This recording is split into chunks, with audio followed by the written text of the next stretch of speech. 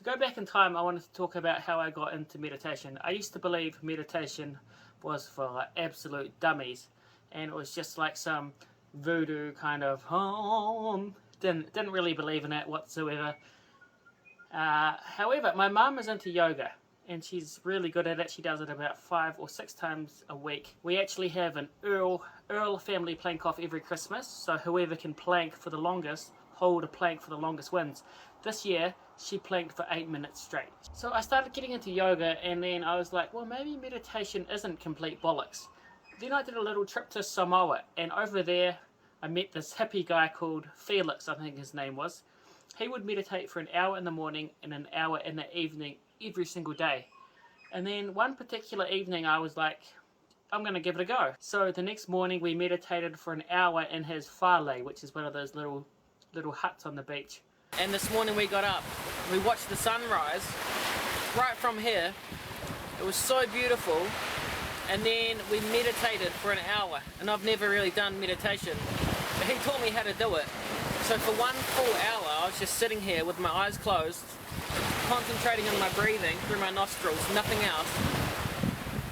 And then the rest of the day has just been amazing. I've been on this natural high, and that was my first realization that there was something in this meditation, and I loved it so much that I wanted to capture some memories of it. So the next day when Felix was meditating in his whale right on the edge, I went down onto the beach and I started taking pictures of him, and I was like, you know what, I'm going to remember this forever.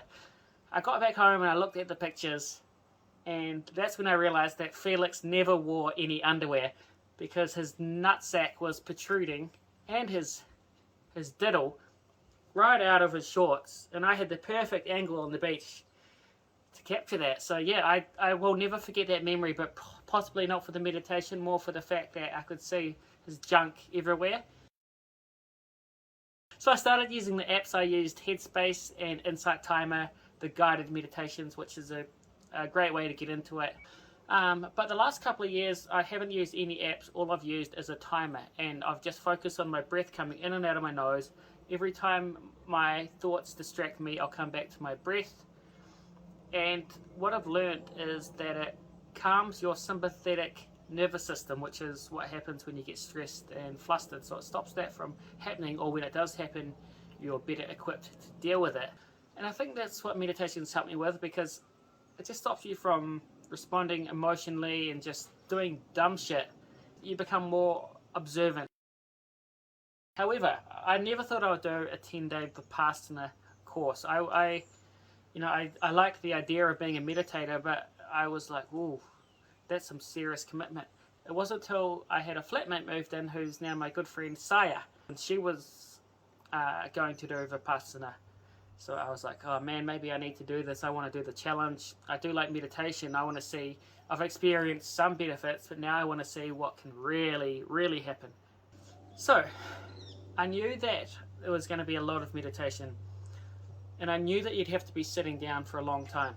And I've had a chronic back problem in here for a very long time, and my hips are very tight, which makes sitting down on the floor very difficult. Like, I always have to prop myself up. I've never been one of those people that can just sit there comfortably. Anyway, I decided to do Vipassana, and I had no idea what I was in for. Off to Vipassana. I am so scared. I feel like I'm going to war. Isn't it weird? It's so weird that I'm just scared to sit still and do nothing, when that should be the most simple thing. But and I've got a really sore back, so I don't know how I'm going to be able to sit still. Like, I don't know if I'm going to make it home. When you arrive at Vipassana, there's only one in New Zealand, this type of training. It's this beautiful complex surrounded by native bush, and as you arrive, the genders get split. There were 26 people in the course, which was quite a low amount because of COVID. We had to wear masks the whole time, even while meditating, which is not easy. Then the silence starts. You hand your phone in, you've got no technology, you're not even allowed to make eye contact with anyone for 10 days. So the idea is that you silence your mind, and because if you can see people and interact, or obviously use your phone, and you're not even allowed to write, you're not allowed to do yoga, so no like external stimuli. So fast forward to the actual experience. Every day you start at 4 a.m. There's a gong that goes off at 4 a.m. in the morning, and then at 4:30 you meditate for 2 hours in your room. Then you have your breakfast from 6 till 7, and then 7 till 8 you meditate in the group hall, this beautiful hall, and everyone's in the hall. And I was like 2 or 3 meters from my flatmate who was meditating, but of course you're not allowed to look at them, even though I did a few little sneaky looks.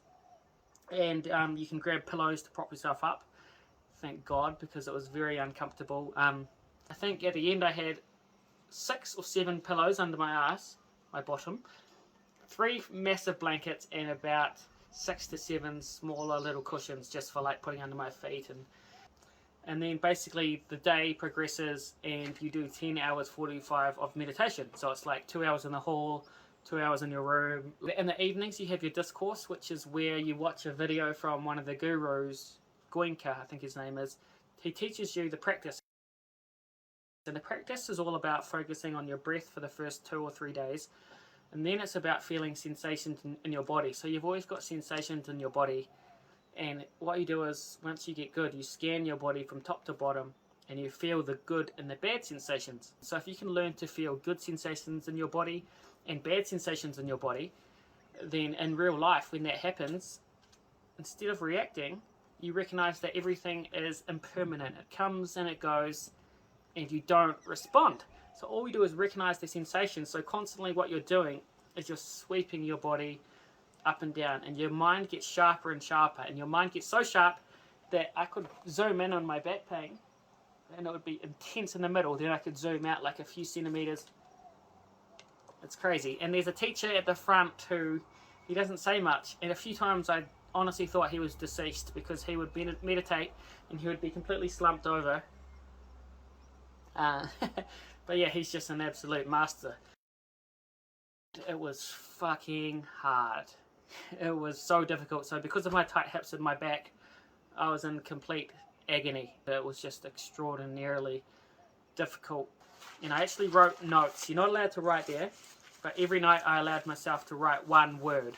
So I thought I'd go through those just to share my experience of what it was like. Day 1's word, torture. It was honestly torture. I couldn't, before going to Vipassana, I couldn't sit down on the floor, even with cushions, for a minute. So you imagine having to go in and then do 10 hours a day. It's just mind-blowing, and my back was so sore. I would just count to 100, and then I'd just be like, oh my God, count to 100 again, count to 100 again, count to 100 again, count to 100 again, and so on and so forth. First day was torture. The second day, the word I wrote was panic. I was in so much pain. I just can't really stress it enough, like how hard I found it, because my mind went to all sorts of dark places. I didn't drive my car to the course because I knew that if my car was there, then I'd have an easy escape. Because a lot of people can't finish the course. One guy left on the first day. Another guy tried to leave on day 7 or day 8, and they kind of talked him out of it. And I wanted to leave on day 2. I was just panicking because I was in so much pain. I thought of everything. Like, I honestly thought that one way I could get out of there would be by killing myself. Which is, it sounds incredibly dark. And I would never actually do it, but I was almost laughing at the thought. I was like, this is so bad that I would probably rather be dead.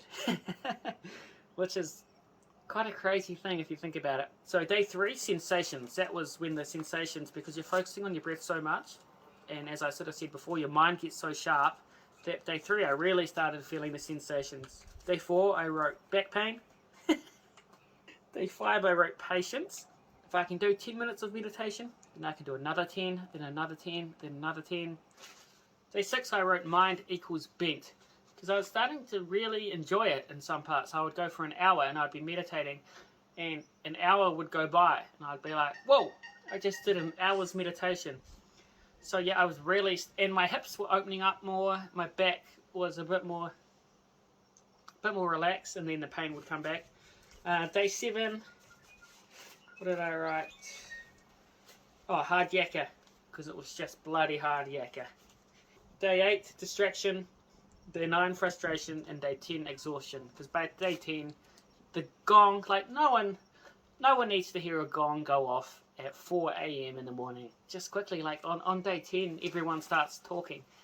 And it's incredible because you just get to hear the journeys that people have gone on. And honestly, 90% of people found it extremely difficult. There was like one guy who said he wanted it to keep going. And I was like, are you insane? Would I do it again? If I was to do it again, I would practice more, not so much the meditation, but just the physical practice of sitting still. Yeah, and obviously my back pain and my hip pain. It was the most difficult thing I've ever done by far. Like, I can't even express in words how much pain I was in constantly for 10 days. It was just remarkable. I just could not stop thinking about being finished. It was just like, it just made me so glad that I've never been to jail, and I, fingers crossed, will never go to jail, because jail would be awful, and that's what it felt like. It felt like jail and being tortured every day. So if that's what you're into, I definitely recommend it. But would I recommend it to my friends? Yeah, I would, because it teaches you discipline, the practice of meditation with the sensation. That stuff is real, and I've found that since I've got out of Vipassana, out of jail, I have been able to deal with stressful situations better. I genuinely believe that this practice helps in day-to-day life, which is the reason why I'm going to continue doing it. But it's been about 2 weeks and I haven't done it much, and I honestly think I've got PTSD because it was I went through a lot of trauma, but it made me excited to be alive, and I think everyone should do it. Keep meditating and stay out of jail.